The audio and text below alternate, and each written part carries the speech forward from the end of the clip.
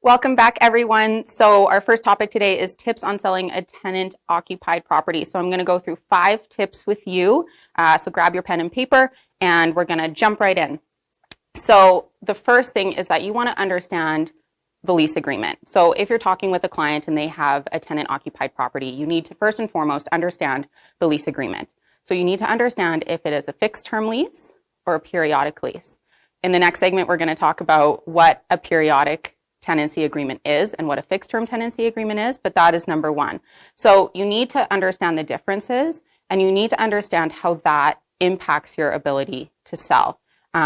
Again, we are going to discuss that a little more in the second segment, but what I can say is that in a fixed term tenancy, you have an exact end date. And in a periodic tenancy, it fluctuates. There's 90 days essentially. So it's up to the client that is selling the property to determine, when is a good time to sell the property, and how does that impact your timeline as a realtor.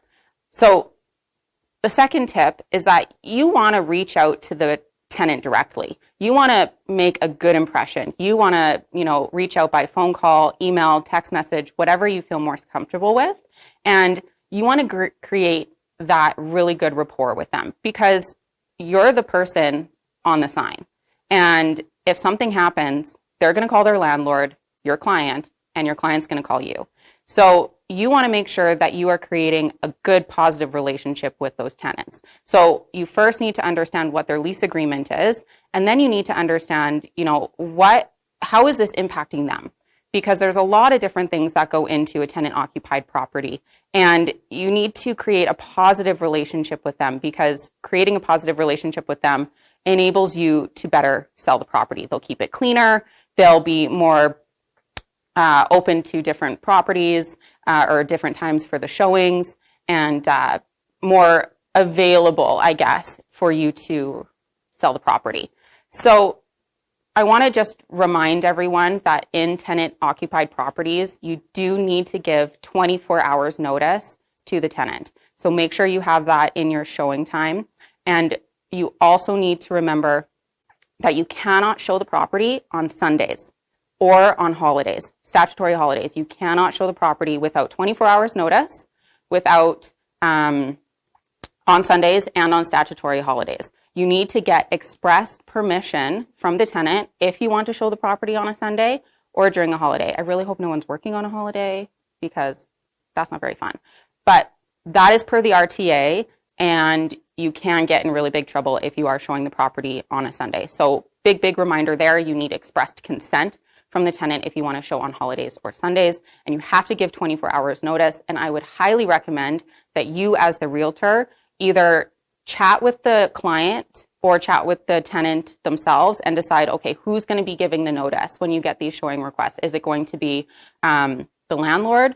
So you're going to be telling your client about every single showing that's going to happen, and then they need to give the notice? Or do you want to take it upon yourself, which I would honestly prefer, because you're being proactive to the tenant and you're personally giving the notice to the tenant? It can be through text message, email, you can give them a call, and then always follow up in writing. So writing is either email or text message in this day and age. So that kind of is number 3. Remember, you can't perform showings on Sundays or statutory holidays. Again, just make sure that's noted in your listing so that people aren't trying to book showings on Sundays. So number 4, a big thing that a lot of people have been asking is, can a tenant decline a showing request? So the short answer is no. The best thing that they can do is they can ask to reschedule. And again, this creates a positive relationship. If something's happening in their life and they need to reschedule, they should feel comfortable enough to ask you to reschedule, and they most likely will. So the only time that they can actually decline a showing is with everything going on with COVID. So they have a positive test for COVID and they are quarantining. They're awaiting results from a COVID test. They've been traveling within the last 14 days, and again, they are quarantining, or they've been in close contact with someone, and again, they are waiting for a positive test result and are quarantining.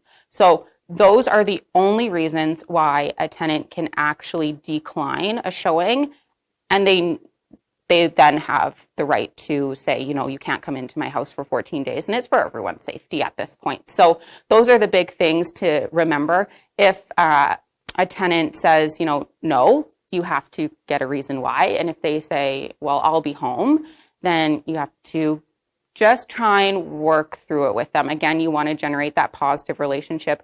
If you can reschedule, please do so. But again, if you start off, on a positive note at the very beginning of your client relationship, then you're going to be so much better off in the long run. And then number 5 is you have to remember that the tenant does have entitlement to peaceful enjoyment of the property. So this does unfortunately extend to having the property up for sale. So it is a fine line, because you do have a duty to your client to sell the property and to be able to show the property to get a buyer. But at the same time, the tenant has a right to not be disturbed. So you really have to balance that, 15 showings a day versus, 3 showings a week, right? Which is reasonable. Now, the argument is the quicker more people can get in, the quicker you'll get an offer, and the quicker you will close, and then the quicker they'll never have to deal with it again. And that's something that you need to bring up with them as well. And you just need to remind them of that.